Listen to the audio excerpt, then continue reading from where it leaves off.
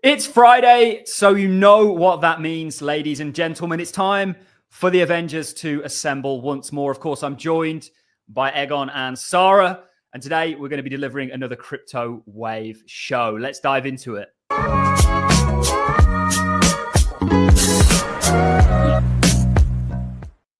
What an insane 24 hours it has been. There's so much news that has came out relating to the cryptocurrency space. Of course, Trump signing orders. We will be taking a look at all that to start the video off. But before we dive into that and get into everything else that we've got to cover with you guys, we're going to be talking AI, we're going to be talking meme coins, we're going to be talking about so many things that are not just relevant to the cryptocurrency space, but the kind of technological age that we are now in. Before we dive into all that, I want to start things off with a rather interesting topic, and that topic is Ross Ulbricht. Now, Ross Ulbricht, for those of you who are unfamiliar, was the founder of Silk Road. Silk Road, as far as I'm aware, was one of the first real global use cases for Bitcoin. Silk Road was an online dark web illicit marketplace. You could buy illicit things on there globally, anonymously. And of course, Bitcoin was the currency that you made those transactions with. Now, Silk Road, rather interestingly, was my first introduction into the cryptocurrency space. I was still at school at the time, and I had lots of friends that were playing around with it. And we've got some very funny stories that we can tell perhaps for another video, like people's parents opening packages that weren't intended for them, or people ordering one thing and getting another, et cetera, et cetera, et cetera. But Silk Road was really one of the first major use cases for Bitcoin. It's an integral part to Bitcoin's story, in my opinion. And actually, it's where we get a lot of the stigmatism that we do in regards to Bitcoin being this kind of, illicit currency. The US dollar is the most used currency to actually purchase illicit things. And that's just simply a fact. But Silk Road was a very important time, I think. And again, it was the first kind of usage for Bitcoin broadly back in the 2012s, 13s. And Ross Ulbricht was the founder of Silk Road. Now, obviously, we all know the story with Silk Road. He was essentially, and it's a great story that would be worth an entirely video on its own. He was essentially arrested for it and set to spend the rest of his life in prison. But just yesterday, Trump pardoned Ross. And let's dive into what he has to say. I'm very excited to see some of the interviews that are going to come out with Ross. But he's kind of a bit of a Bitcoin hero, if you will, as the person that saw the value in it all the way back then when Bitcoin was, I can't quite remember what it was. I think it was about $50 or something like that, £50.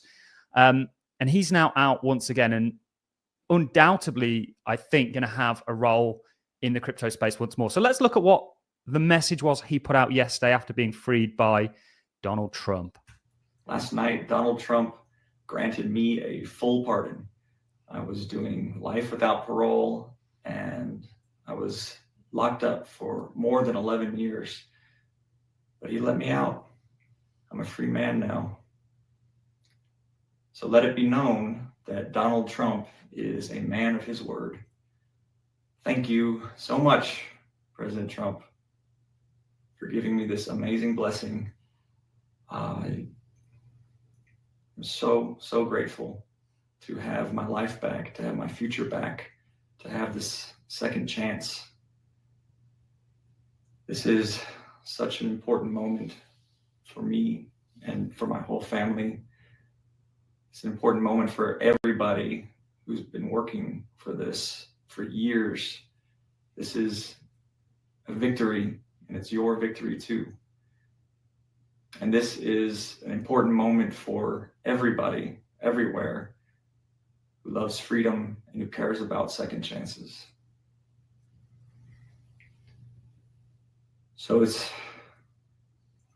feels amazing to be free, to say the least. It's overwhelming, and for the next however long we need, I'm going to be with my family so that we can reunite and be whole again and heal. But there's a lot to talk about, and I look forward to re-engaging with the free world. And so once I'm feeling up to it, we'll talk again. Wow. Kind of a little bit spine sort of chilling, certainly in regards to everything that he's been through. And again, Silk Road was really a kind of integral part, I think, to Bitcoin's story, and certainly one of the first global use cases of Bitcoin as a currency. Of course, we know it's moved on from there to become more of a store of value.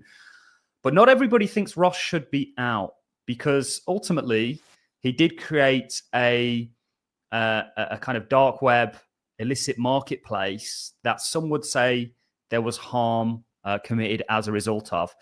What do you two think? Are you guys for him being released? Against? Do you think, what do you think about this whole situation? Because there's two sides of this. I'm very much on the side of the libertarian side, that people should be able to do what they want, and he kind of facilitated that, providing it doesn't harm anybody. And I think that's where there's a bit of a gray area here, because, I mean, you could literally hire hitmen and buy weapons and all kinds of things on there. I mean, it was really kind of the Wild West. What do you two think about what's happening with Ross right now?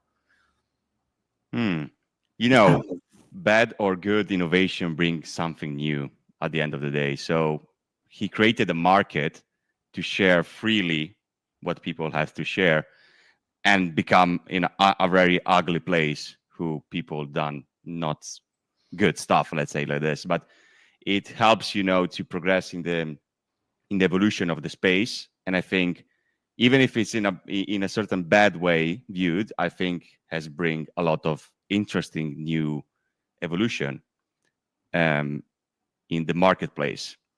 Okay, maybe it's a little bit not too positive of a thing, but I think there is positive even in bad things that be done in the past. Yeah, it's like arresting the person that created the internet for some of the bad things that have happened on the internet, or some of the things, perhaps telecommunication providers, they might have indirectly. Internet at base was a military project, so was not for a positive thing, and then surpass it to a standard that we are using today for good and bad stuff. And I think people create tools that can be used in a bad or in a good way, as Bitcoin for buying, or as you said, weapons or drugs or whatever, can be also be used in a positive way. So for having a freedom of a monetary system. So this was sort of like the real first use case of, like you said, of Bitcoin and all the questionable things that you can buy on the internet. And I think too, his sentence was a bit of an overreach. He got 40 years plus 2 life sentences. That's more than murderers. So maybe, that's a bit much. So I think with this release, it could, change the policy, like a shift towards supporting cryptos, which we're seeing with all these announcements coming out. It's interesting that he was released, just this week before there was bigger announcements coming about crypto. So it does really show the new administration, their support for crypto. And also too, maybe it's going to be, it could influence a larger legal and moral debate around sentencing for the non-violent crimes. Like I said, I think this was an overreach. And also too, for the nature of internet freedom and the right to privacy. So it could change cases in the future, how this is dealt with. Was there, weird things going on yet? But there's still lots of questionable things going on the internet.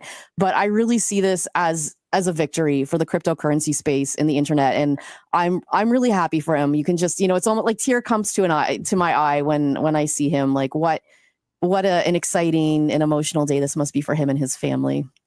Yeah. And I think just off the top of my head, I think maybe he would have been about 28, 29 when he actually ended up in prison. Of course, he's been there for a while. His life was very much over at that point, and over because he essentially created a marketplace that people could, a lot of people in the crypto space come from this libertarian ideals of Ludwig von Mises, Milton Friedman, probably less so, more hardcore Austrian economics, where people should be able to do what they want. And he really tried to enable that, and it all got a little bit out of hand, and he ultimately ended up, potentially looking at spending the rest of his life in prison. So I think, again, it was a real use case, the first global use case, I guess, for Bitcoin. And it showed people what could be done with it. It just happened to have that negative stigma around it due to what the marketplace was being used for. But sorry, you mentioned something interesting in regards to a wallet. Yes. People aren't familiar with. Maybe we could dive into that a little bit.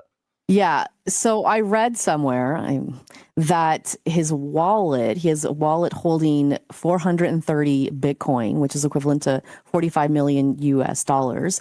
It's been untouched for 13 years. And, what's going to happen with that if it's reactivated? So there's some questions around that. I also read too that when he was sentenced that the government seized Bitcoin from him as well, which is interesting. But, if he reactivates that wallet, maybe that could have effect on the price action. I'm not sure. Maybe you would know more about that, if a wallet that size could affect the market. Yeah, I think people would certainly speculate. There's larger holders out there. There's larger kind of wallets and amounts of Bitcoin that have already been sold and likely maybe might end up getting sold in the future. So I think even though it's a substantial amount of Bitcoin in regards to that specific wallet that hasn't moved since this whole sort of incident, I don't think it would be too much of a catalyst. I think we've got that many players now actually gobbling up Bitcoin. Certainly exchanges would almost be grateful for the supply, because there's a clear supply-demand imbalance right now. There's more demand than there is supply. And ultimately, that's why we see the price going up. So I'm not too worried. I do think it's interesting and something to watch. Yes. But yeah. After you. Yeah, it's like I said, I'm glad he's released, and we'll see where this goes, and is he going to go talk to Joe Rogan? I mean, that will be right. It's super interesting to see what he has to say. I think if the other party would have gotten into power, then he would not have been released, and clearly he would not have been released. So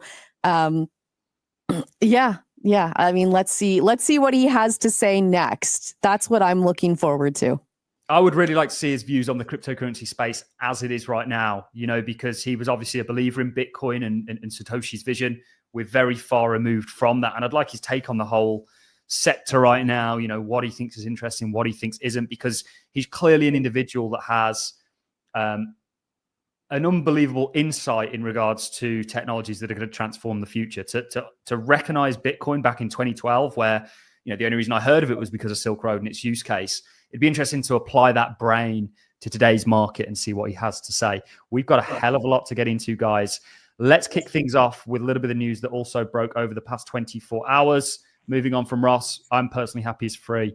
I know you two share similar opinions. Cynthia Loomis was teasing us yesterday. She said, watch out for 10 a.m. Now, she was referring to 10 a.m. Wyoming time. And the announcement that she was essentially alluding to was her being named chair of the Senate Banking Subcommittee on Digital Assets. Now, Cynthia Loomis is somebody that's been very zealous towards this industry, the unfair treatment of it, and the actual potential of it. She was one of those people, or really the only person years ago that was saying, thank God for Bitcoin, and kind of explaining why we need this. She's somebody that's going to play an instrumental role, certainly now in a Bitcoin strategic reserve. There's a debate on whether that will or won't happen, how that will or won't happen.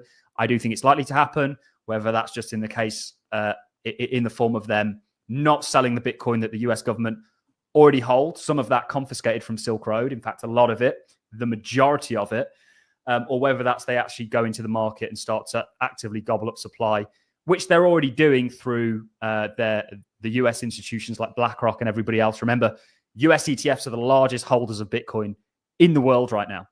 That's not very Satoshi Vision-esque, this peer-to-peer currency that's actually now completely coveted by the largest institutions. But this is huge. This has real ramifications.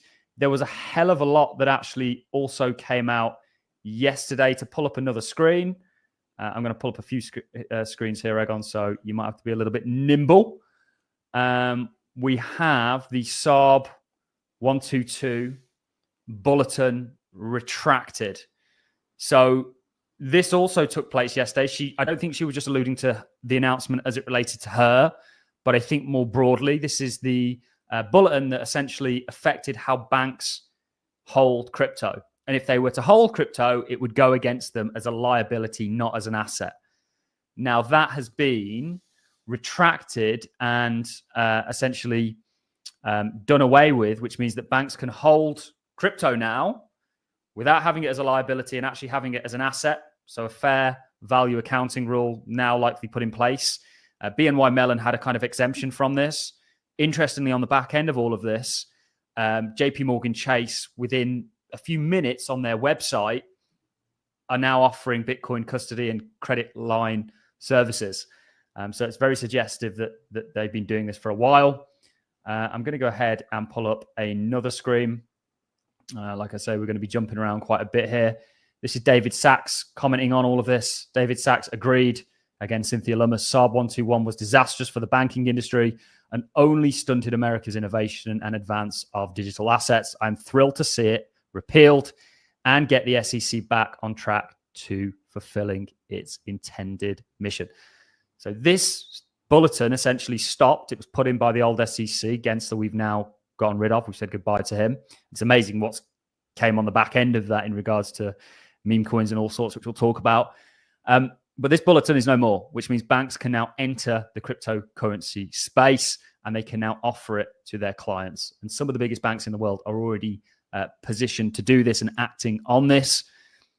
And I think this gets rid of the irony of the SEC trying to protect customers, but not allowing banks to hold crypto for their customers, which they would obviously argue banks are the safest place to have financial assets. Any thoughts on this, guys?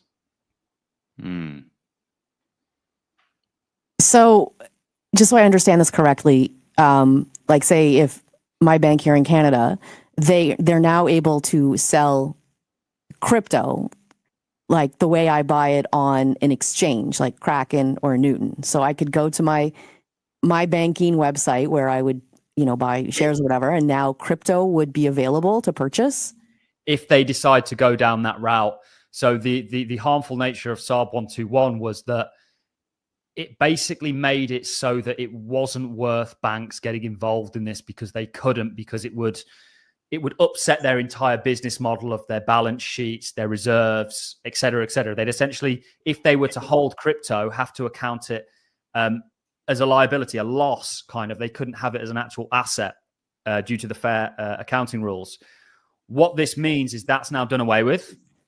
And and banks can essentially hold crypto. They can mark it as an asset. They can account for it. And more broadly, that's going to allow them to offer those services like your Coinbase, like your Krakens, to their customers if they choose to do so. They don't have to do it.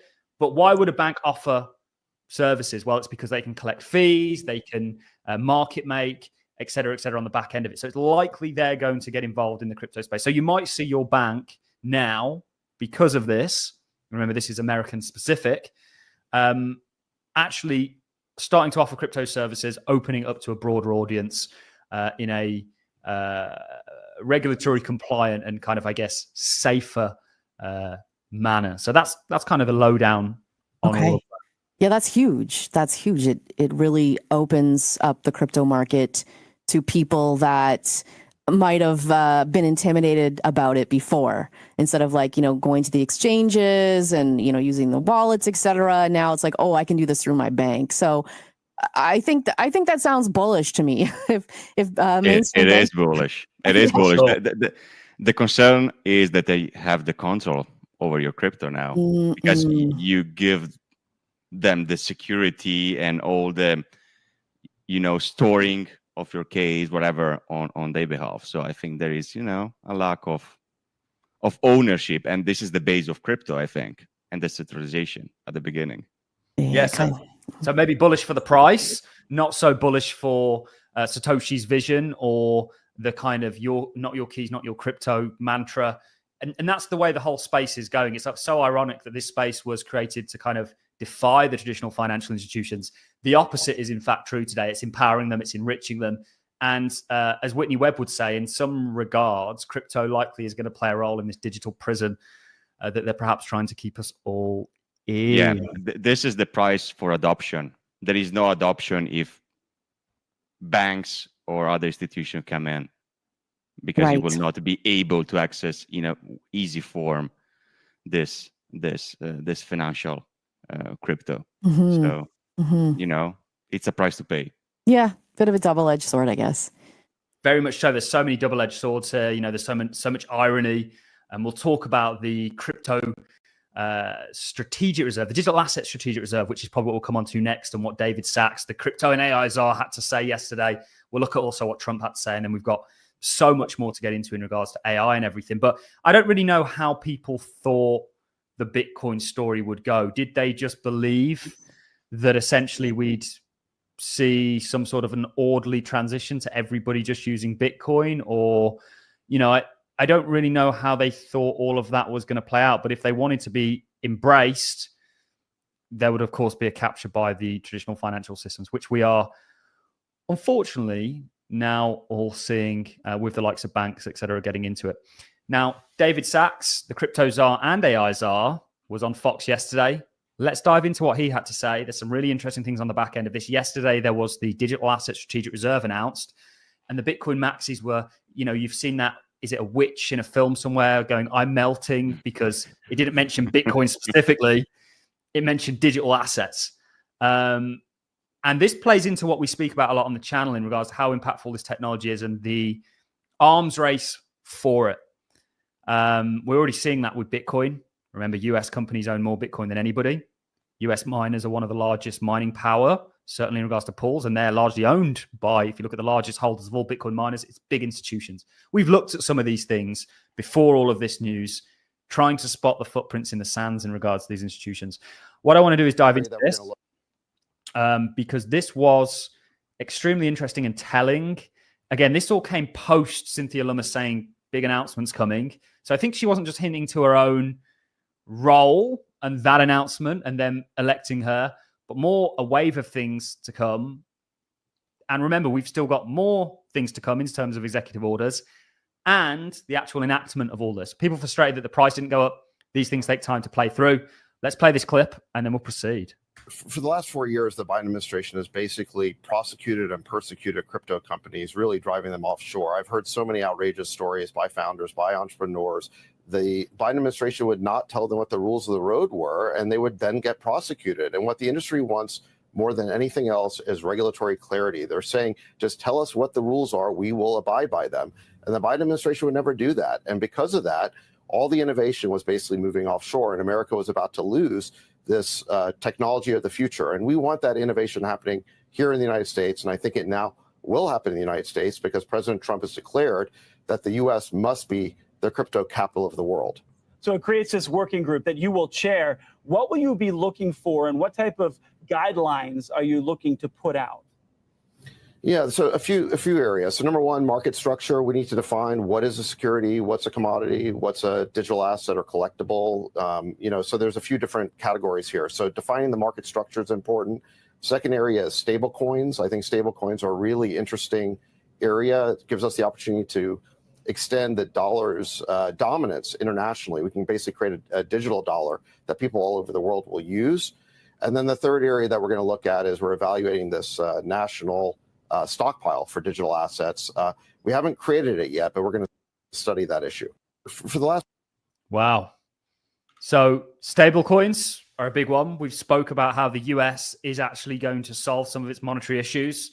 It's going to democratize the dollar. It's going to democratize the debt markets. And they're going to back stable coins up with debt, solving a bit of the debt issue, and essentially export them around the world. That's already the case. But you can imagine if you have access to a dollar, the dollar almost becomes Bitcoin in the sense that if you're in a country that you have really bad monetary policy, high inflation, et cetera, you can now just hold dollars and they're likely going to be accepted everywhere. And there's this kind of, it's almost like the dollar milkshake theory taking place that Brent Johnson talks about. So that's huge. That's a whole video on its own that we can talk about. And you're going to have companies like Ripple and cryptos like XRP that are going to largely enable that. Obviously, companies like Circle, they work very closely with Stellar Lumens, XLM. He spoke about legislation, clear legislations to allow this industry to thrive. We're starting to see that obviously with the bulletin and the retracting of it. And then he speaks about a digital asset stock pile. What do you guys think that could be? I'm more into it how Trump in 4 years has changed his mind in crypto. Yes. Without in this period, how many things has happened. And I think he realized how important can be crypto as a growing of the US dollar. So having it as a reserve can boost the value of the dollar and even empower more United States as the king of the monetary system of the world. So this is my view. Yeah, that makes sense. And it sounds like they need that right now more than anything. So it could, There's a hell of a lot going on. I think there's this idea of a Bitcoin strategic reserve. Trump's previously said, we're going to pay off the US debt with Bitcoin. It's very interesting because it's the idea that the government could buy an asset that goes up more than the debt that they have, and then they could use it to pay off the debt. And certainly as the government / the central banks are in control of money and they could essentially engineer something like that, that's a very interesting concept. But that just doesn't apply with Bitcoin. You could do that with other assets, of course. Strategic gold reserve we already have. There's talks that they lower that strategic gold reserve and up the Bitcoin one. He talked about how he will decrease the inflation, and I'm not sure how he's going to do that, printing more money, because he will print more money for sure in this year. What's your take on that? This is a little bit unusual to ask you, but I think it's an interesting point. I think it's interesting as well. And I think they're going to look to inflation really as a supply and demand equation. So prices go up when there's more demand than there is supply. So I think what they're likely going to do, are we going to see this reduction in deficits and government spending and things like this, like the Doge agency is there to try and do the Department of Government Efficiency? Perhaps not. I think we're going to continue to snowball. But what they might do, whilst continuing to print money and potentially doing things that stir up inflation, is address the supply side of things. So when we talk about some of the biggest contributors to supply, it's energy. Trump is a drill, baby, drill kind of guy. And we're going to discuss about that later for sure. Of course. And actually going into this, and you guys will both remember this well, we looked at the probabilities of Trump winning being high based on actually how markets were positioned, certainly crypto, which we knew he was going to allow to flourish, and we're seeing all of that. And it hasn't really sunk in yet, everything that's going on. But we also looked at markets like oil, and we said, Trump's very fracking. He's a drill, baby, drill kind of guy. Oil is likely to really slip and sell off, which means they're going to be, oil is in everything. It's in your clothes. It's in your food packaging. It's, use it to get to and from work. It's energy. It's energy primarily for industries and the growth of the country. So absolutely. So if he can address that, if he can bring that down, they'll be taking the heat out of inflation. Then he can bring rates down, and that's an interesting topic to talk about, because of course rates affect the strength of the dollar, et cetera, and there's some interesting things going on there. But I think in terms of inflation, he'll address the supply side, perhaps address the demand side. But I don't think that's the priority for them. So it is very interesting. And on the topic of Trump, we've got a clip here from yesterday of him speaking at Davos. Let's listen to what he had to say before we get into all the other interesting things that we've got to dive into. The United States has the largest amount of oil and gas of any country on earth, and we're going to use it. Not only will this reduce the cost of virtually all goods and services, it'll make the United States a manufacturing superpower and the world capital of artificial intelligence and crypto. My administration has also begun the largest deregulation campaign in history. Dun, dun, dun. So we might have some answers to the question there. Wow. So what do we think is going to be a part of the digital asset stockpile? Because they say digital asset stockpile. Now, again, the Bitcoin maxis were all very upset about this because it didn't specifically say Bitcoin, but they're ding-dongs. They don't quite understand the broader application for a distributed ledger. It's like saying the only use for an engine is, a Ford Ranger. And that's the only thing that we want to use. Now, Ford Rangers are great, but you'd have stifled the world as we know it today if you had took a Bitcoin maxi logic into any other technology. What kind of assets do you guys think are going to be a part of that? Obviously, cryptos, but more broadly outside of Bitcoin. Any thoughts? XRP, I would think, for financial reasons. Maybe if, AI, obviously, especially now. Maybe if there's something that if there's a blockchain that deals with like health records, something like that. Yes. I think there's a lot of potential, a lot of use cases. Yeah. Agree. XRP, there are so many US-based crypto right now. They want to go and take a look to them.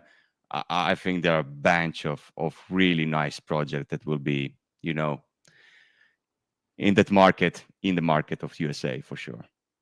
Yeah, it's important for them to hold Bitcoin so they can maintain a dominance there. If these DLTs, like XRP, for example, is going to be like TCP to the internet, a fundamental part of what enables the internet of information.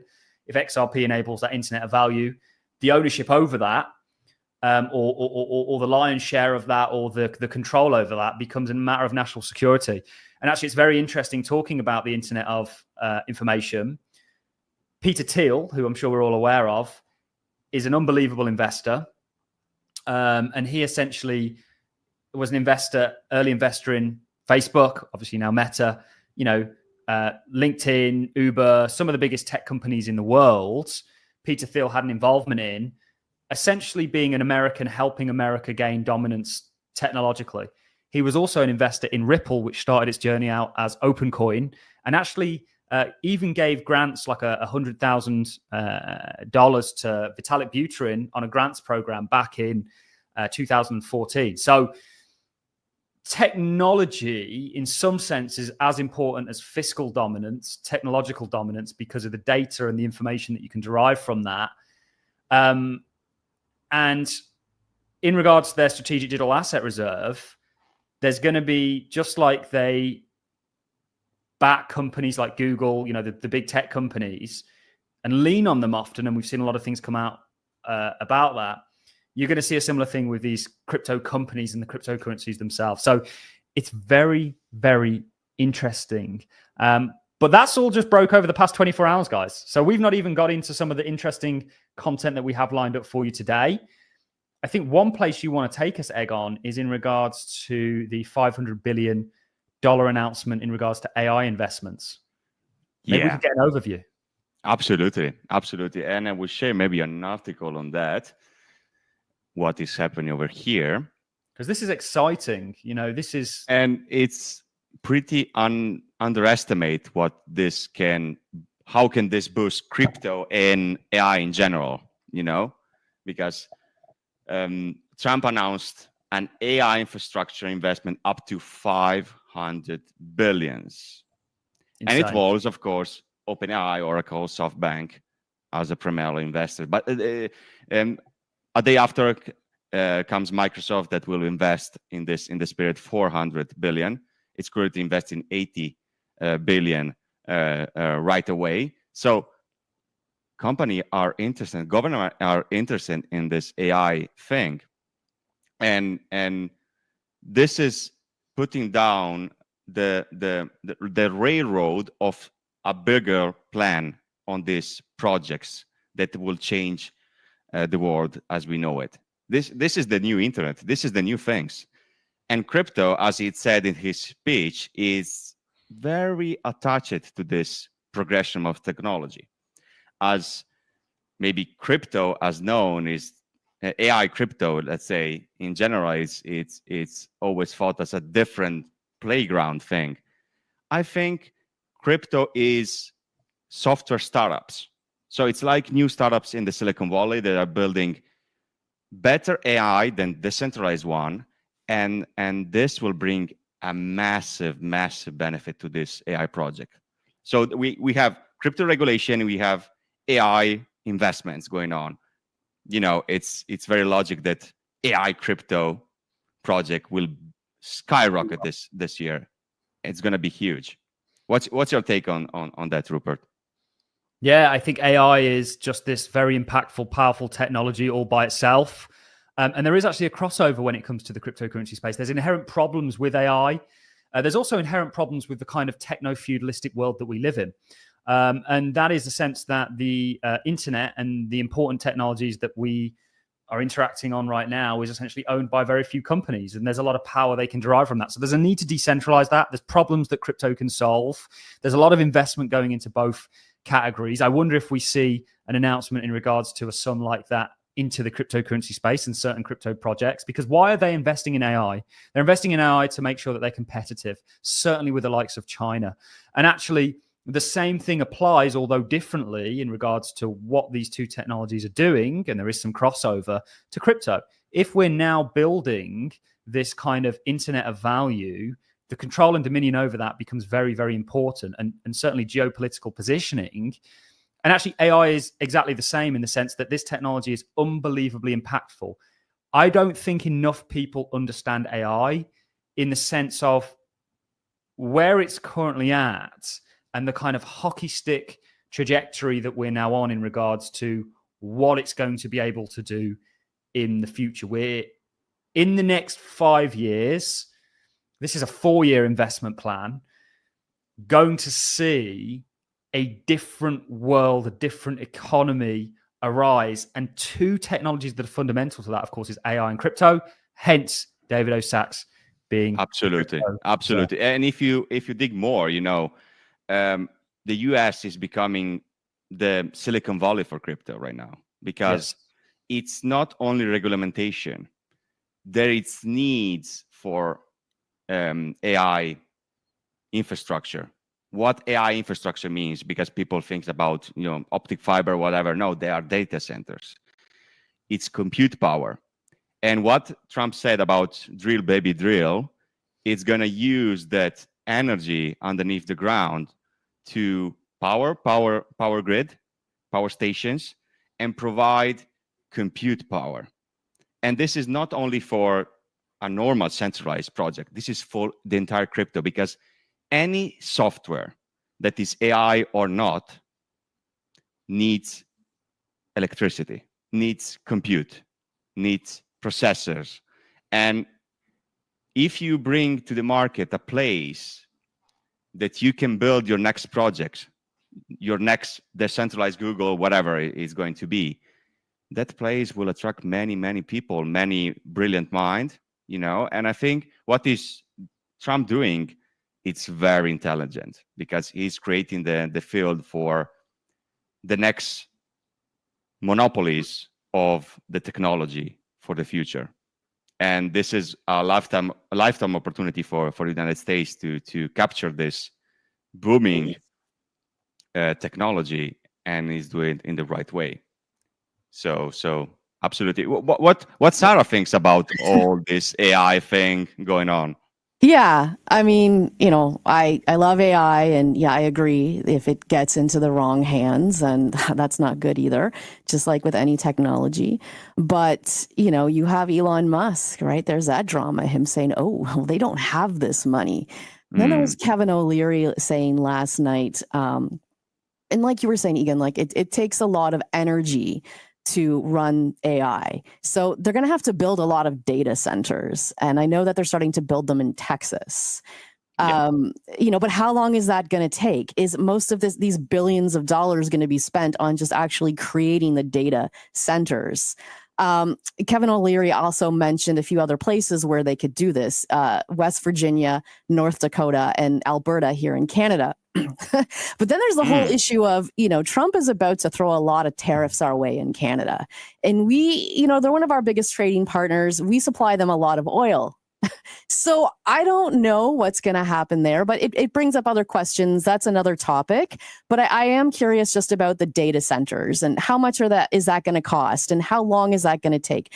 I heard too something about they're expanding H-1B visas for specialized job positions. And there's a lot of people over in India that have these specialties in data centers and AI. So they might speed up that process, bring people more over with these more quickly with these skills to speed this all up.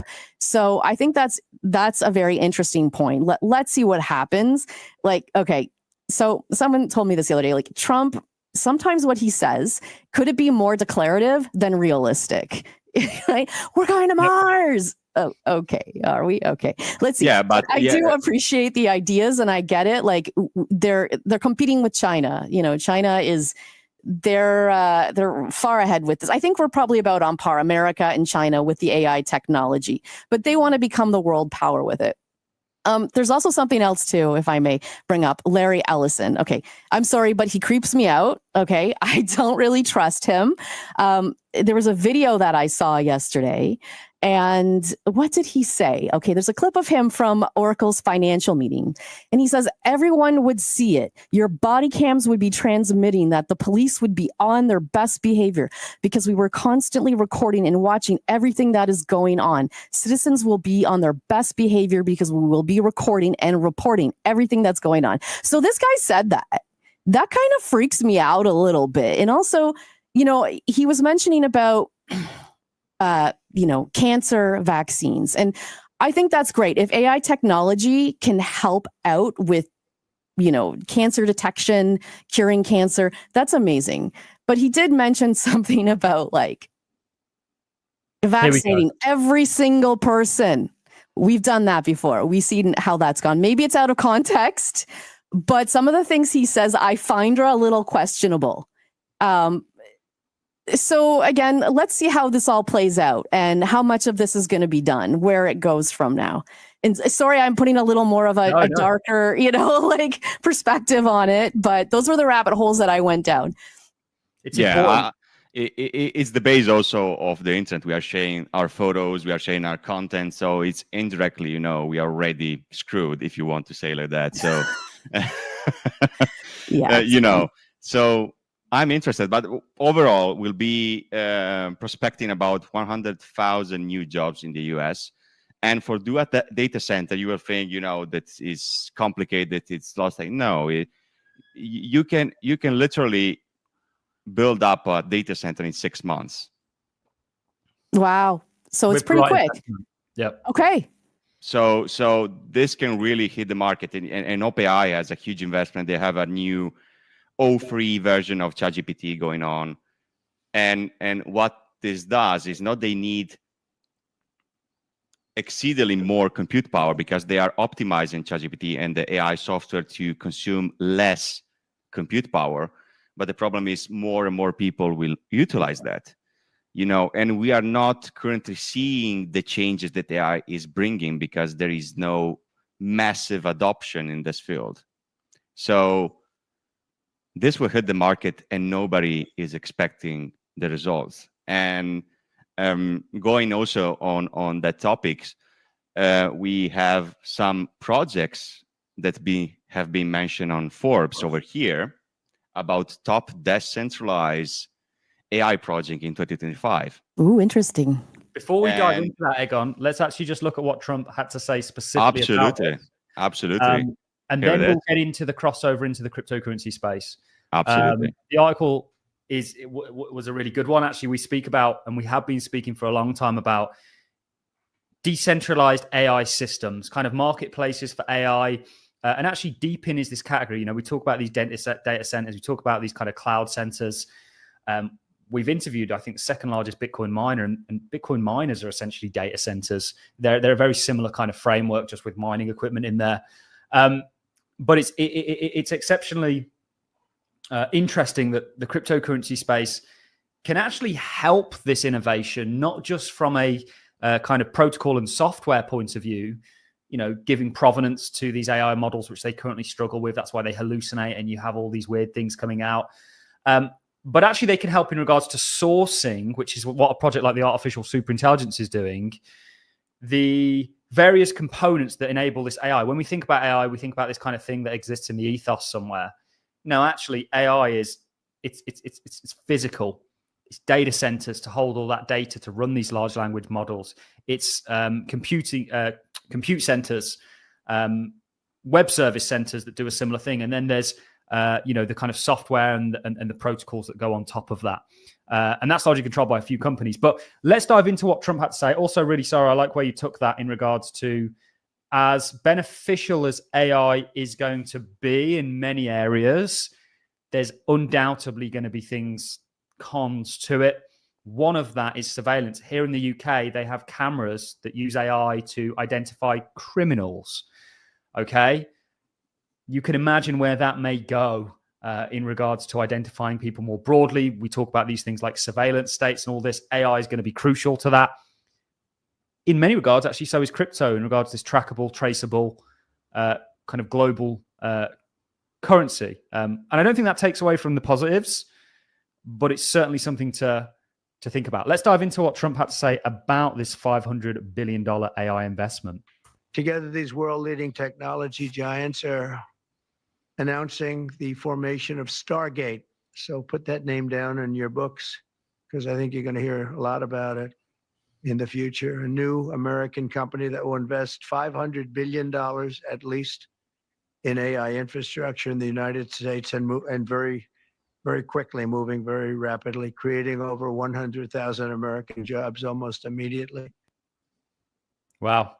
And it's not just, Egon brought up an amazing point actually in regards to what Microsoft said about the whole equation. And I'll just pull that up before we get into these decentralized AI projects. This is always the thing when we do this CryptoWave show, we always have so many topics to talk about. It's quite hard to compress them all, which is why this show exists. It's a talk show. We're talking about all the interesting things that are going on that are going to directly impact your lives, whether you like it or not. And you might as well benefit and capitalize on them. And people hate it when I say that, whether you like it or not, but it is whether you like it or not. Shut up and get on with it. So Trump announces $500 billion investment in AI infrastructure. An individual from Microsoft, the CEO, says Microsoft alone will spend $400 billion in the next 5 years. Bloomberg projects a Gen AI will reach 1.3 trillion by 2032. What's coming is just insane, and we're in the kind of first innings of all this, and also crypto. So, if you're whatever age and you're looking for opportunities, look no further than the CryptoWave Show. Look no further than AI and crypto. It's going to be massive. Pay attention. Anyway, Egon, sorry to interrupt you there. I know you were going to get into some decentralized AI projects. Some of them we hold. Someone, majority. So this is for Forbes. 2 weeks ago, published the top decentralized AI project to watch in 2025. And we have BitTensor. Yep. We have Fetch AI. One of our favorites. One of the favorites. We have SingularityNet. Another favorite. Ocean Protocol. And we're going to go conclude what this means. And we have Numerai. So this is for Forbes, the top picks for 2025. And let's say that 3 of these are merging together. They're already merged. Into the ASI token. Absolutely. They are merging the token right now. So we're still waiting for that. It's still Fetch right now, as we speak. But ASI can be the next extremely big thing in crypto. If you're looking for an AI crypto project, sorry to interrupt you there, it is ASI, and it is not just Fetch, SingularityNet, and Ocean Protocol. They've engulfed projects like Kudos.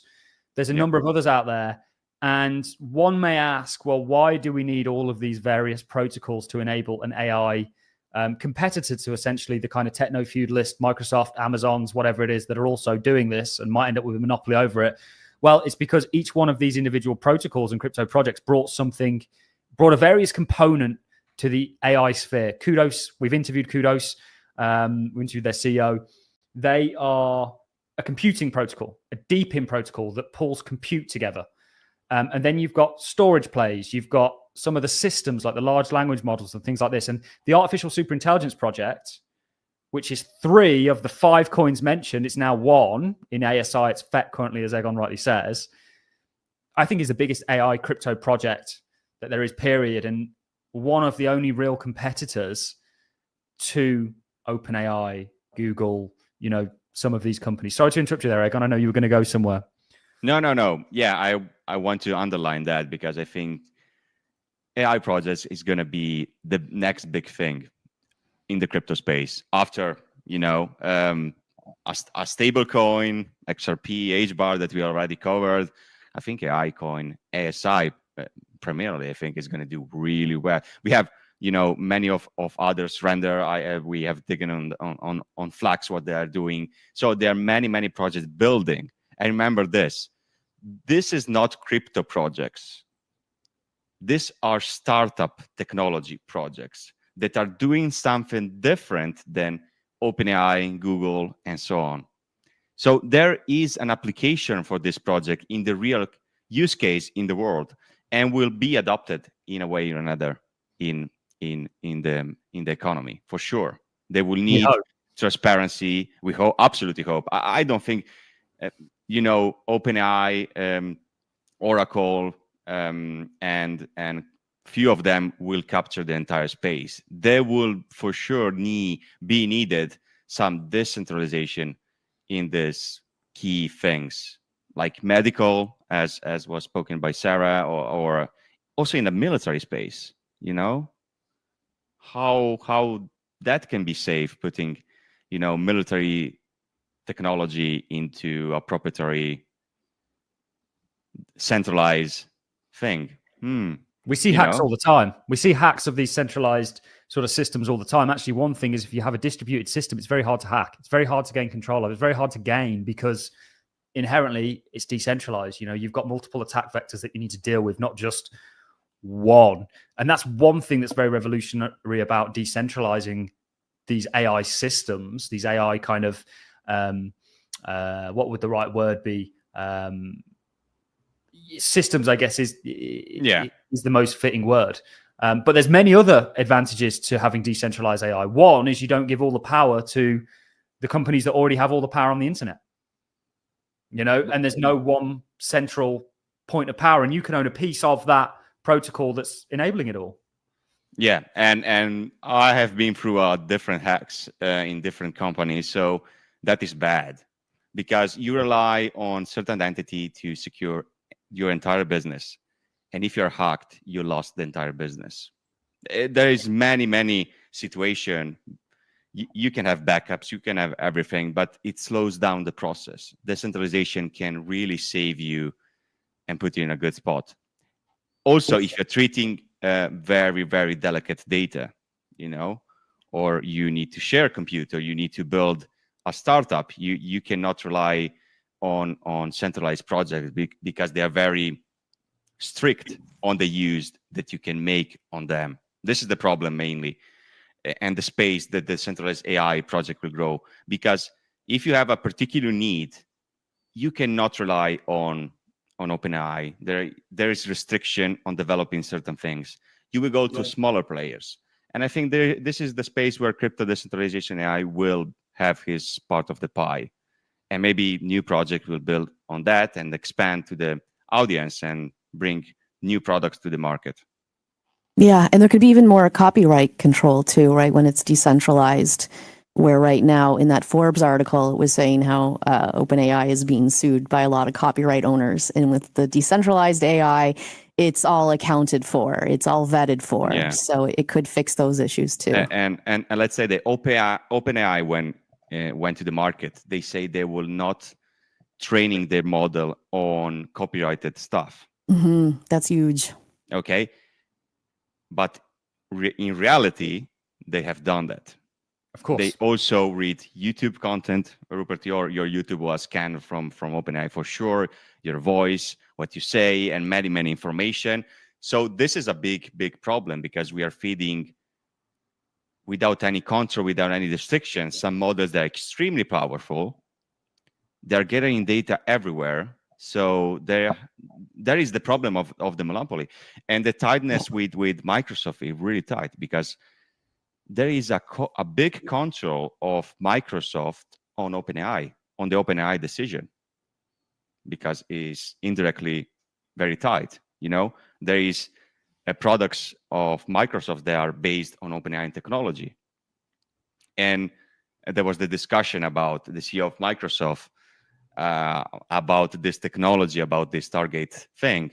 He said, OpenAI can do a lot of things, but we will not allow certain variation of the project because we are into it. So imagine how much Microsoft in this position has power over the landscape and is the best-selling operative system, even in China, in other places that you will say, they will not use Microsoft platform, but they're using the entire world. 70% of users are using Microsoft in a way or another. So imagine how big is this, and they have a lot of power. So I will end that there. We need to break that up. And there's a few things Sarah mentioned about copyright and things like that. Well, if we know who owns things because it's all on a ledger, then actually you can monetize your data and you can say, I want this to be used for AI. Now we have no control over that. And this is part of one of the inherent qualities that Web3 brings is in Web2, we gave pretty much all our rights up to our data. Now we're taking it back and then we can monetize it. We can do all these things. Also, Egon mentioned all the data that gets pulled together. This is how things hallucinate because they can often not control. They put that much data into it to train it. Often they can't control what the outcome is. We've seen that. Look at what happened with Gemini, where they asked to create some historic figures and the figures just weren't correct. And that's because there was this kind of, I guess, woke-ish narrative on the internet of information that essentially filtered through to those models. So you ended up with an inaccurate AI system. You can combat that through essentially tokenizing knowledge itself, information. We know some companies that do that directly and we've interviewed them. And actually you can, AI only benefits and crypto is almost an integral part to the AI story. So it's I would say integral part because there is connection between crypto. AI is a byproduct of a service. Yes. There are underneath layers of needs that the AI crypto project needs, like storage, like compute. And this need to be decentralized with decentralized projects. And they need to communicate in a secure way. So you use a protocol decentralized. You can use, Link for gathering data, information. Yep. So there is entire ecosystem that can be built as a superpower of information. So it's not one project, it's the entire space. I think that is very, very important. It's not one project, it's the whole ecosystem. And this nice thing of this crypto AI project that merged together, because every project fetch Singularity Net, they have own research, they have own teams, they have built for years. There are massive, big, important names in this projects. They are working on particular specific needs, and when they merge, they create the perfect product for the market. And I think this is amazing. I'm really excited to see how this landscape of AI will evolve in the crypto space this year. It's going to be crazy. And it's an opportunity most people aren't really paying that much attention to right now. Everybody's focusing on the American-based cryptos, which we're going to come to. Don't worry, guys. We hold a lot of those. We're also benefiting from them. My top 70% of our portfolio, we look at it in the Patreon all the time, is in American-based cryptocurrencies that I think the smallest one is, at least a few 100% up. Some of them significantly more than that. We also hold a lot of AI projects that we're doing well on, but that narrative is going to come into its own. And you need to pay attention to it because both of these technologies are impactful separately. Together, they are even more impactful and actually kind of need and feed off one another. So there's a hell of a lot of opportunity out there, guys. We discussed some of it here at the CryptoWave Show. So let's take what's next on the agenda. And I believe it's meme coins we're going to be talking about. Or are we going to dive into some US cryptos? Okay, US cryptos it is. Let's talk about it. So I've created an article because there was the question of what are the crypto-made US coins. So here's the top 10. Okay, I'm going to read it. The first, it's ordered by capitalization. It's XRP, Solana. And they fought very hard to stay within the US. I wonder why. I did a great interview with Vandal where we explore perhaps why Ripple and thus XRP might have been hindered so zealously like they have been to essentially try and keep the masses out, because this is a very US crypto. They fought tooth and nail to be in the US. They didn't need to. And actually, potentially we see the fruits of that labor. Anyway, sorry to interrupt you there, Egon. Yeah, no, sure. So there is Solana, Dogecoin, USDC. What do you think about USDC as a stablecoin currently made in the US? Yeah, so it's a good one. Obviously, Circle are the people behind USDC. The vast majority of USDC, I think, is ran on XLM, Stellar Lumens. We like XLM; it's a holding of ours. I think stable coins are a way that the US solves a lot of their monetary policies and or a lot of their monetary issues, I should say, not policies. it will become monetary policy to push stable coins, and something like USDC, Ripple's USD, are going to play the roles of CBDCs, which Trump has vowed never to allow in America. They're the same thing. Even Brad Garlinghouse will tell you that. Yeah. Going further, we have one of our favorites, not yet, but okay, Cardano, ADA. Yep. Then we have Chainlink, Avalanche, Sui, interestingly. Then we have Stellar, and we finish with HBAR, Hadira Hashgraph. And if we scroll down, we hold majority of them. If you want to know more, check the down link to join the group of All in Crypto. And I made an interactable table over here with an updated list of the coins that are made in US. So on our website, you can scroll over here. You can give it a look. And there is another favorite one. It's Algorand over here. We have Render, really interesting project. Near Aave. The Trump Aave. Yep. Trump's obviously in Aave through World Liberty. Aave chart looks great as well. Yeah, Aptos, Filecoin, really interesting project. Then we have Optimus, WorldCoin. Ooh, that's the one where they scan your iris, and that's also headed up by Sam Altman. We have Injective, Pudgy Penguins. What is this? 1.6 billion. Did you ever heard about this? Pudgy Penguins. What is that? Pudgy Penguins is it's a big Web 2 game. They're now sort of Web 3, and I think Polkadot has something to do with those.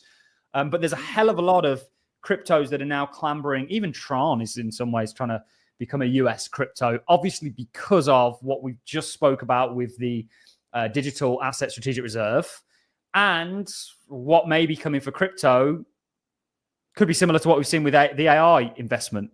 They're likely going to do something similar with crypto, and they're going to promote US coins, just like they're promoting US AI companies in the same manner. So this is really the buzz at the moment. The top 10 is really what we're majority in. Yeah.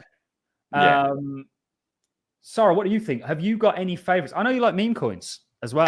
and we're going to get onto that. But what are some of your favorite sort of US-based cryptos? It's interesting because I was introduced to a lot of them through Allen Crypto. So like HBAR and XRP. I think the USDC is interesting because here in Canada, again, like the USDT, we're not really allowed to use that anymore. And instead USDC, that's sort of the replacement. So I find that quite interesting. So I would say those are some of my picks. As for why is Pudgy Penguins in there? That's a meme coin, right? Like, why is that in there? How'd that get there? I think it's like a GameFi, I've never really played Pudgy Penguins, but it's a big thing in the sort of Web 2 world, and they're now trying to leverage Web 3 to, I guess, evolve their business and their game and their gaming, right? Yeah, so which is pretty big. Yeah, so that makes sense because that's a big narrative in crypto is the gaming. GameFi, absolutely. Yeah. But concluding, I think these top coins, US-made coins, we have more visibility than the others. How you think this price appreciation will come from being made in US and not? How do you mean? Why do I think they'll go up in price? Because they're US coins? Yeah. What do you think is going to be the next thing for these coins as made in US? Potentially something. So I think one thing we've already had with the digital asset strategic reserve, there's going to be US-based cryptos that are going to be involved in that and potentially held by the government directly. I also think some sort of an investment into these companies. We're seeing them do it with US AI companies. We know how zealous Trump and his administration is, and David Sachs is in regards to sort of crypto as well. And I think if we see some sort of announcement of an investment, or we start to see the rolling of the ball that is the digital asset strategic reserve, you can only imagine the speculation that comes on the back end of that. Also, when price, I think one of the biggest drivers of US cryptos is generally prices going up and the market continuing to rise. That is the biggest driver for interest, is price, because everyone wants to get rich, right? And I think there's a number of catalysts. I think certainly any kind of government involvement or mentioning or happenings will see these cryptos do very well. And think about, it's always a great comparable, is the biggest companies in the world are out of the US and they're tech companies. and the US leverages them, they're going to provide a similar path for crypto. And we're at the first innings of that, just like we were back in 2000 at the first innings of the sort of dawn of the internet and what are now the largest companies in the world. So do you think that the crypto that are not in this list will be a little bit in a, let's say, disadvantaged position as a start for the investor? Because they, for sure, these coins will have more clarity, more regulation, more, investments going into them. It depends, doesn't it? Because what we're looking at is a global arms race when it comes to crypto. So the US are going to invest in these because it's going to give them that chess play on the global board that is the world stage. Mm-hmm. It's, I think, logical to think that other countries and nations will follow in its footsteps. For example, China. Now, I invest in let's just call it the Chinese Ethereum. Yeah. Now, why do I invest in that? It's because I think China are going to not have their own plays in this kind of race, just like they have their own apps and their own kind of internet infrastructure and providers and things like this, et cetera, et cetera. Certainly mainland China, Hong Kong, different story. So yes, the biggest pool of investment, of course, is US, but there are other countries out there that will also adopt these public distributed ledger technologies to do a similar thing. China's a big one. We know how they can stimulate an economy if they need to, or a sector if they need to. They're reckless with it, I might say. So you can imagine if they favor a crypto, their investment could even be bigger than the US's investment. We could be talking trillions, not to mention Europe, not to mention the UK. I don't expect much out of us, by the way. Even from Europe, yeah. Italy, for example, et cetera. Yeah, but Russia. I think we need to take a really close look for what China replies will be in AI and in the crypto space, because they need to step up their game. They need to regulate also crypto space, because otherwise we'll lose a big pie of the market. And the dollar it's an attraction of capital, this crypto project. So China will lose their capital and investments on that side.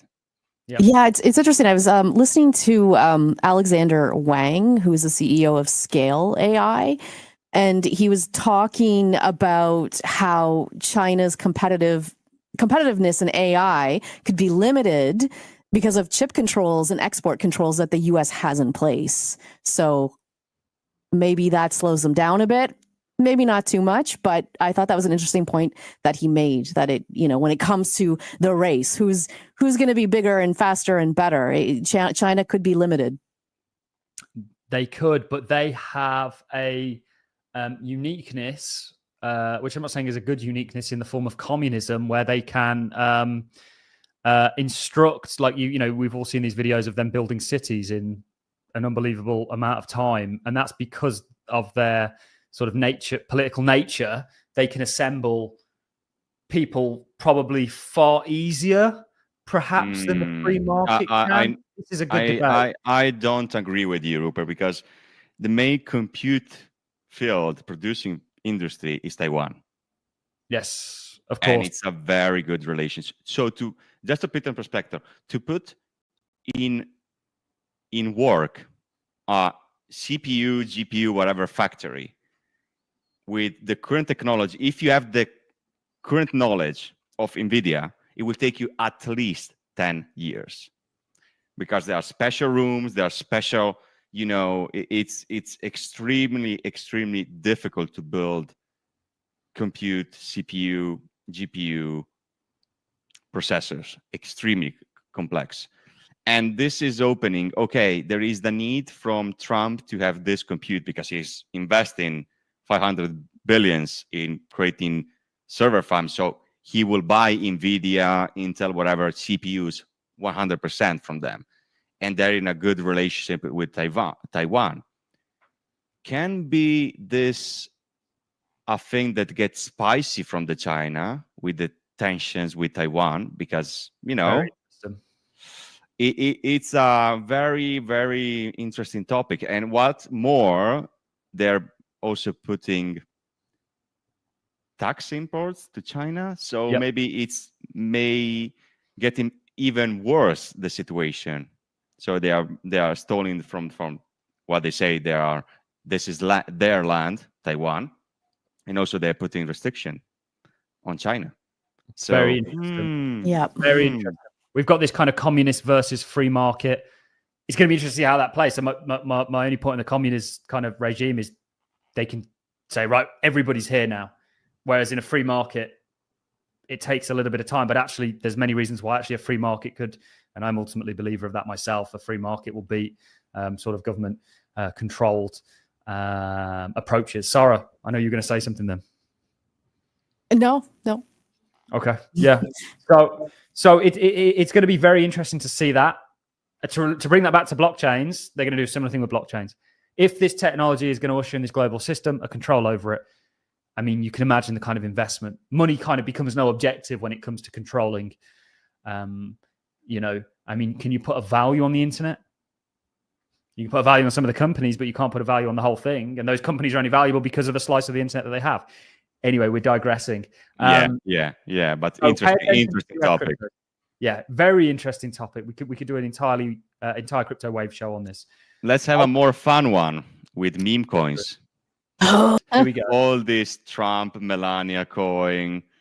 TikTok. TikTok. It made me think a little bit about this Trump approach. You know, the first thing, it's launching a meme coin. Is that positive or negative? What's your thoughts on this first? Sarah, I'll let you you take the floor. I don't know. I know a lot of people on Twitter were quite upset about it. It was very confusing.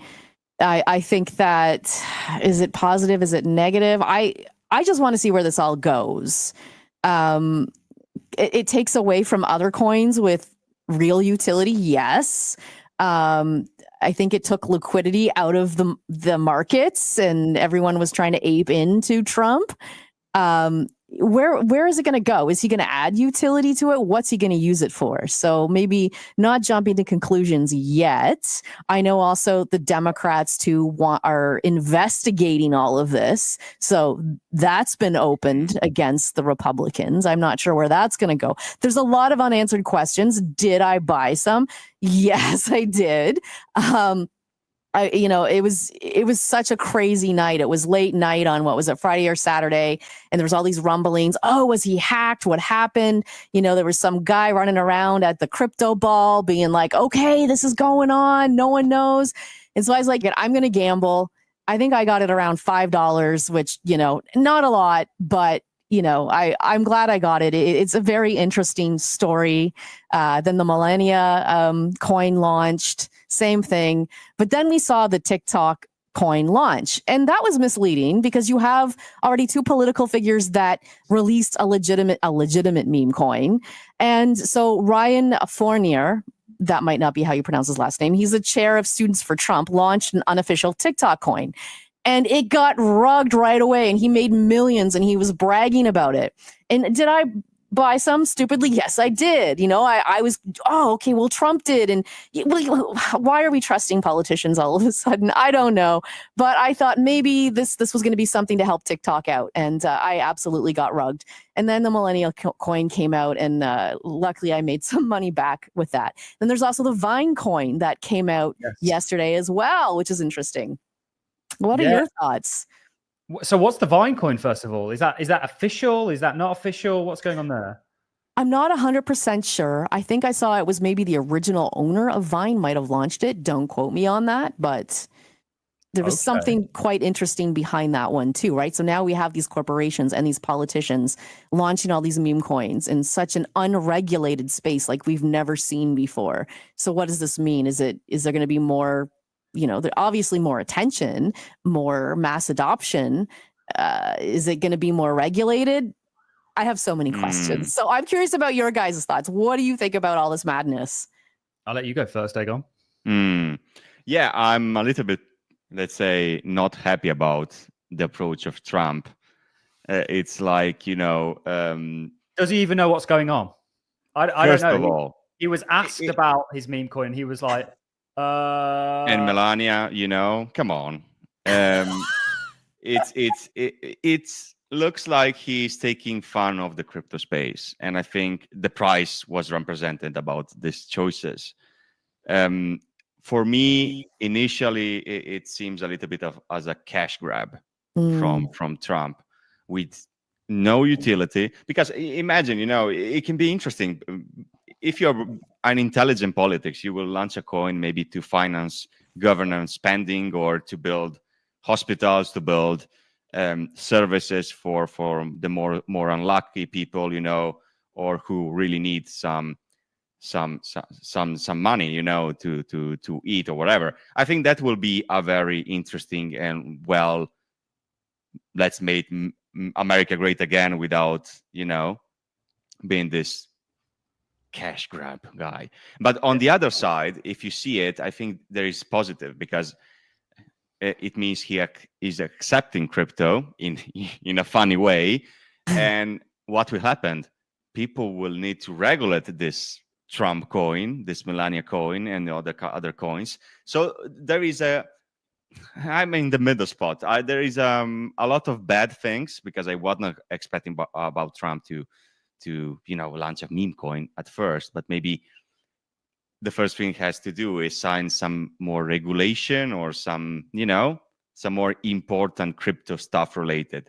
So yeah, this is my take. I'm in the middle. Not bad, not good. Yeah.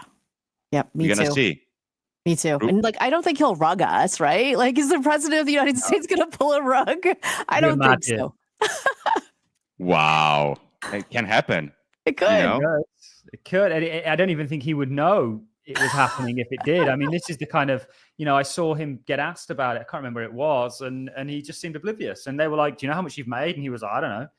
And they were like $7 billion. And he's like, oh, well, that's kind of small change for governments. And I'm like, dude, like, this is, I don't play with meme coins. We own a couple, but they're very, very small allocation. It's not my game. I don't know enough about it. I'm not one of these people like yourself, Sarah, that can really stay up to date on Gambles. it. And everything in life is a gamble, I'm not against meme coins. In 2020, I told everyone not to buy Dogecoin. It was the best performing asset, including the cryptocurrencies that I held, that did very well, but that I thought would change the world. And I still think will, but value takes time to be realized. So if people can make money in meme coins, go ahead with it. I didn't buy Trump. I didn't buy Melania. I didn't buy any of these just because it's not my game, but I wish people well in their endeavors with them. I don't know really if I think it was the best move he could have made. I think we would have to ask Barron for more of a story on it all. I think he probably knows a lot more than Trump does. I wouldn't be surprised. Yeah. He admitted that Barron has been sort of, telling him what to and what not to do. Very tall guy, but of course his Slovenian, me and Egon were in Slovenia not that long ago. They're very tall people. So, you can see where that's perhaps come from, but I'm digressing. I don't know if it was the best move. I think one thing it does, we saw hundreds of thousands of wallets get created. So it's definitely bringing in people into the crypto space, and likely going to continue to do so through people taking inspiration from that and doing it themselves, because they know they can make money doing so. So jury's out for me. Let's talk about some meme coin ETFs. And first of all, let's just take a look at the top meme coins. So if I pull this up, we have Dogecoin, obviously number one. Shiba Inu, the official Trump coin, is now third. It did overtake Shiba at one point. Then we've got Pepe, Bonk, Pudgy Penguin, so I guess they are under the meme. Fartcoin. Fartcoin is worth $1.4 billion, by the way. Doge Wi-Fi hat, $1.4 billion. Floki, and then we're just getting into craziness. I've just seen one coin that I do own down here that I'm not going to reveal. But we're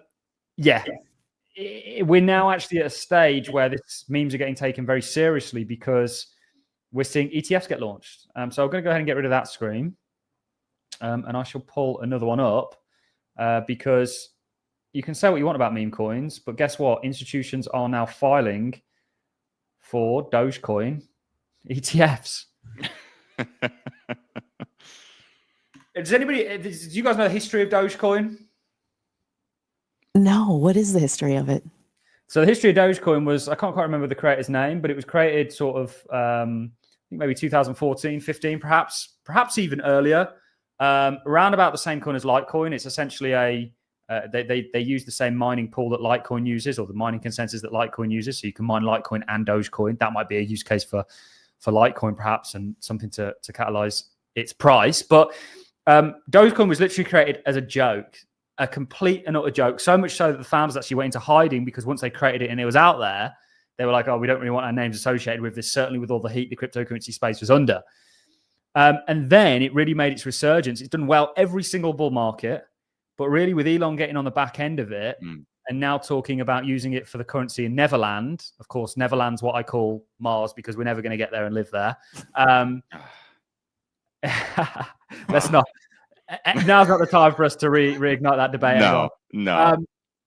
But Dogecoin was a total meme. It's extremely inflationary, blah, blah, blah. Yeah, it's one of the best. It's the 7th largest crypto. Is it 7th largest crypto?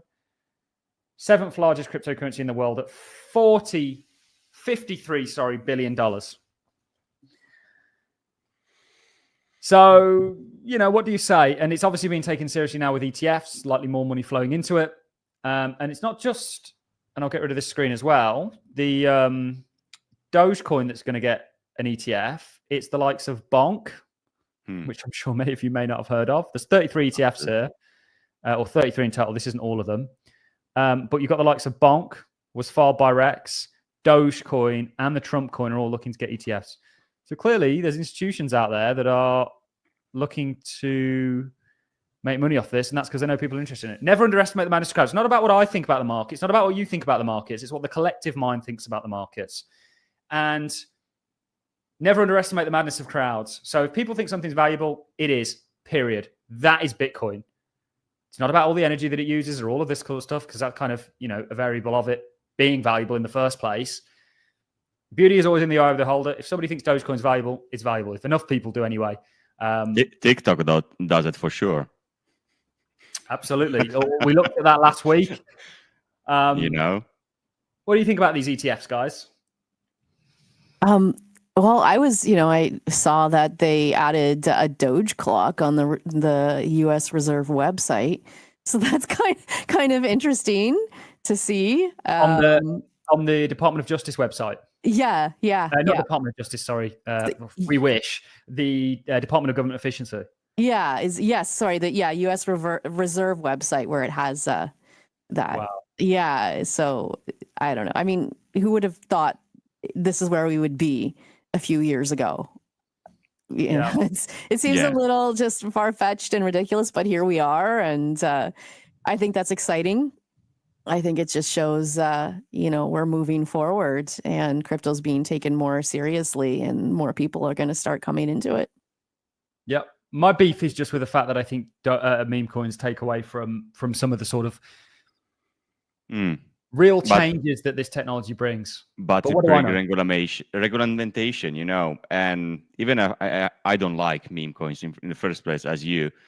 It brings clarity, regulation, and adoption. So if he's doing that to bring adoption of crypto, I like meme coins. Yeah, we can't hate. We can't hate on it. We can't hate on it. Maybe we're just jealous that we didn't make all that money off of it and we didn't become the Dogecoin millionaire. I wonder how he's doing. Actually, I'm sure he's imagine there is a utility for Doge with Elon Musk. Maybe he's, with the experiment. Who knows what this year or the next couple of years will bring us under the Trump administration. It's very interesting that the world we're moving towards is one that was set out by Peter Thiel. He said this in 1999. He said, the future of payments will be that you can essentially pay with anything. So you can have tokenized or fractionalized stocks that you can use for payments. Is it out there as a possibility to expect that in that world you can use something like Dogecoin for payments? Who knows? And this is the kind of road or path that we're on. The US dollar is going to be and remain the prominent one, but why not open the world of value up to be used broadly? They're doing that with the bond market as we speak. So bonds sat somewhere, now they're being tokenized and ultimately used to back stable coins and then kind of reissued. So there's a lot of things that could come from Doge. we thought it was going to do well. We look at the markets through the lens of phase analysis. We were looking at it in phase one, which was its base, and we said this is going to do well, and it's done well since. So we're not against people making money. We don't think they're not going to do well. I just don't like that they take away from more life-changing projects. But what do I know? Because they outperform more kind of life-changing projects. Yeah. And talking about tokenization, I don't know if you have any thoughts on meme coins still. I will go to a major news. Yeah. Do you have something to share first? On meme coins or on major news? I don't know, both. Yeah, so I don't really have anything more to share on meme coins. I don't know if you do, Sarah. You can tell I'm kind of like a bit of a vampire when it comes to them, but that doesn't mean that people shouldn't partake in them. That just means I'm not very good at it. You know, that's the only takeaway there. Yeah, it's a market that you cannot ignore. Let's say like this. Yeah, I agree with both of you guys. Like, I'm on the fence about it, absolutely. But, if you can make some money off of it, why not? But just be careful. Know what you're doing, because it's very easy to lose money. So, like I said, it's like going to a casino, see how it goes, but just don't expect anything major, So, yeah, let's see where it goes. So let's talk about that huge announcement then, Egon. And this is to do, I'm going to have to be very careful how I pronounce the name of this energy group. Yeah, be very careful. Why? You'll see why. So this is from the Algorand Foundation. Now, we love Algorand. We've interviewed the Algorand Foundation CEO, Stacey Warden. What a great individual. What a great representative for Algorand. That interview's on our channel, so do go check that out. Breaking. Italian energy giant. So, Egon, you'll know who these guys are. Enel Group. Enel Group. Enel Group. Europe's largest electricity producer. Yeah, go on. Oh, dear. I'm laughing serious. From the Italian side of point, So how do Italians say this? Enel. Enel. Guys, we're speed serious here. Come on. Okay. So I will say it. Enel Group. Enel. All right. Okay. So I'll say Italian energy giant, and then you say Enel Group. Italian energy giant. Enel Group. Europe's largest electricity producer and the second largest in the world has partnered with Con.io to launch a solar panel tokenization product on Algorand. Wow. Italian residents can now purchase solar panels, have Enel manage them, and apply the energy produced directly to their bills. No rooftop requirements. So do you know who this group is? I'd never heard of them before because I'm not, EDF, people like this. So Enel Group is the first energy company in Europe and the second in the world. So this is an extremely big deal. It's not, a small energy company. This is a massive company. It's not doing only energy. They're doing AI stuff. They're doing car technology. They are a massive technological company. But first, on the top of all, they are energy provider. This is the main energy provider for the Italian space, but they have, central power generators all over the Europe. So there is a big name. I'm very, very happy about the Algorand boom over here, because this is a really huge thing. And we're going to discuss it more in detail, but I just want to cover the news. So you can literally tokenize a part of a solar panel from Enel using this wallet Conio, okay, to be part of a further investment in the green energy. So this is a kind of good and beneficiary thing. But if we intersect what is happening with Europe currently as an energy standpoint, we are in a very bad situation. I think Italy is having one of the highest cost per kilowatt in the world, in Europe currently. So we're Why? not in Europe. We're not in. Sorry to interrupt you. We're not in Europe, but I actually found this out the other day. UK has one of the highest energy. I think it is the highest energy bills in the world. Yeah, because you're in Iceland, you don't have, connection, easy connections to other states or countries.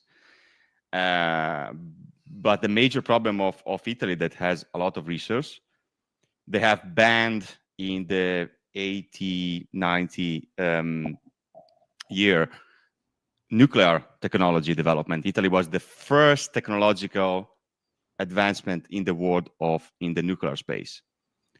And they banned it because Chernobyl, whatever happens, that will go too much into history. But this was a big problem. And Berlusconi, with his partnership with Putin, who were very good friends.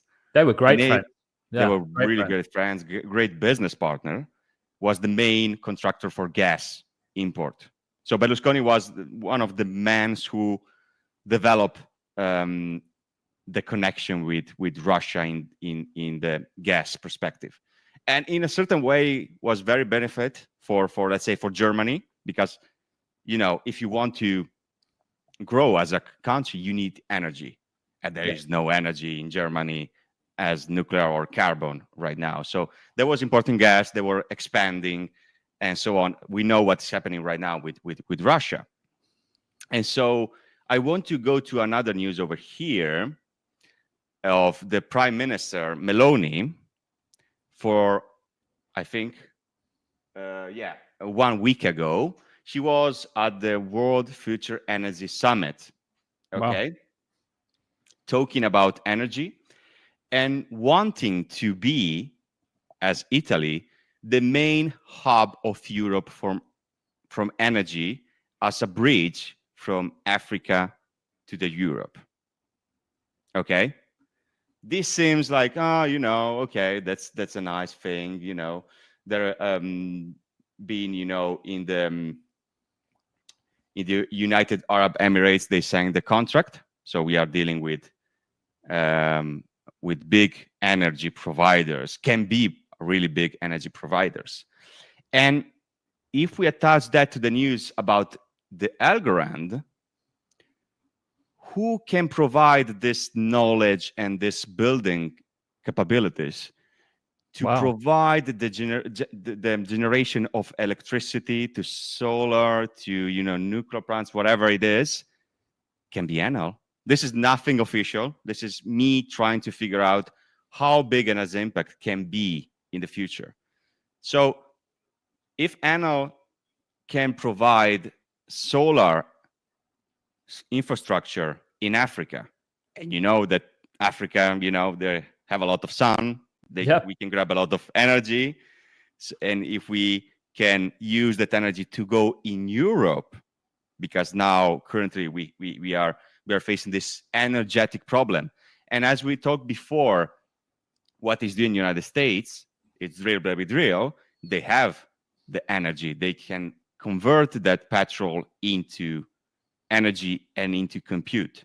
If Europe doesn't do this change and doesn't create this hub, cannot develop AI, any technology, and will rely on American or Chinese technology, because you need energy, you need compute to create products, to create services, to create everything. It's the base layer of a society right now, and we cannot ignore it.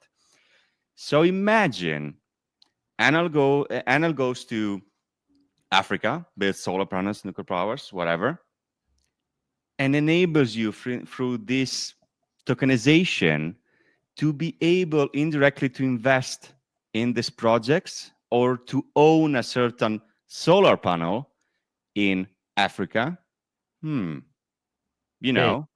Big.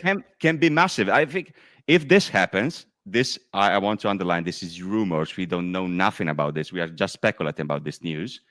This can be one of the biggest crypto projects in this bull run. And they signed this contract.